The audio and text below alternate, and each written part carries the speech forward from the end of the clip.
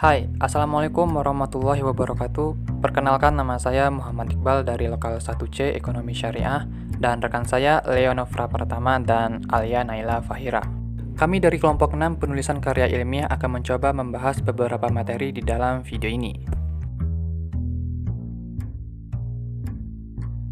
Materi yang akan kita bahas di dalam video ini adalah teknik dalam menyusun simpulan, teknik menulis daftar pustaka, dan teknik dalam menulis lampiran. Dan ketiga materi ini akan kita coba bahas sebaik mungkin dengan bentuk video animasi. Jadi, apa itu kesimpulan? Secara umum, kesimpulan adalah pernyataan yang diambil secara ringkas dari keseluruhan hasil pembahasan atau analisis. Karena dalam bagian inilah semua pembahasan suatu karya tulis ilmiah dijelaskan secara singkat, jelas, dan membuat kesan yang baik pada pembacanya. Namun, ada juga pengertian kesimpulan menurut beberapa para ahli, misalkan USC Libraries dan KBBI. Menurut USC Libraries, kesimpulan bukan hanya ringkasan dari topik utama yang dibahas atau pernyataan ulang dari masalah penelitianmu. Dan menurut KBBI, kesimpulan adalah sebuah keputusan yang didapatkan berdasarkan cara berpikir deduktif atau induktif dari sebuah pembahasan atau gagasan tertentu. Dan masih banyak lagi pengertian kesimpulan menurut para ahli. Penulisan kesimpulan juga memiliki metode penulisannya tersendiri.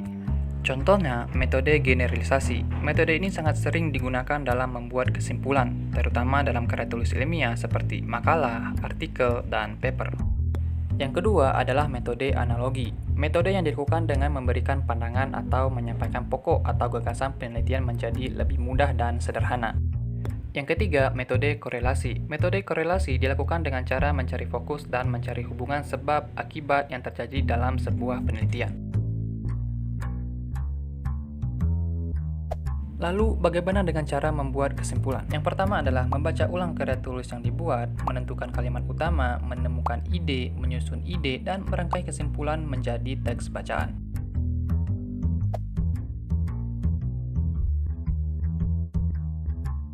Materi selanjutnya adalah teknik dalam menulis daftar pustaka. Daftar pustaka merupakan daftar yang berisi semua buku atau tulisan ilmiah yang menjadi rujukan dalam melakukan penelitian. Maksudnya begini, jika kalian ingin menulis karya ilmiah yang bisa berupa artikel, makalah, atau presentasi, kalian harus membuat daftar pustaka atau mudahnya kalian itu harus mencantumkan sumber rujukan penelitian kalian. Menulis daftar pustaka juga memiliki beberapa manfaat. Salah satunya adalah memenuhi etika penulisan, bentuk ucapan terima kasih sebagai pendukung ide, petunjuk untuk melacak kebenaran, dan referensi silang, yaitu menunjukkan pada halaman atau bagian data tersebut dituliskan atau dicantumkan dalam daftar pustaka tersebut. Lalu, bagaimana cara menulis daftar pustaka? Yang pertama, nama penulis, tahun, judul buku, kota penerbit, dan tempat penerbitnya.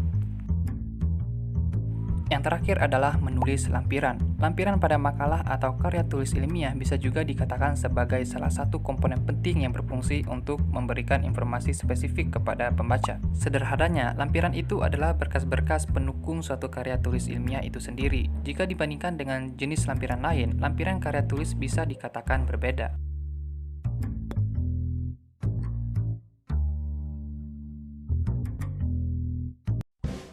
Mungkin sampai di sini pembahasan dari kami kelompok 6 penulisan karya ilmiah. Terima kasih sudah menonton. Saya tutup dengan Assalamualaikum warahmatullahi wabarakatuh.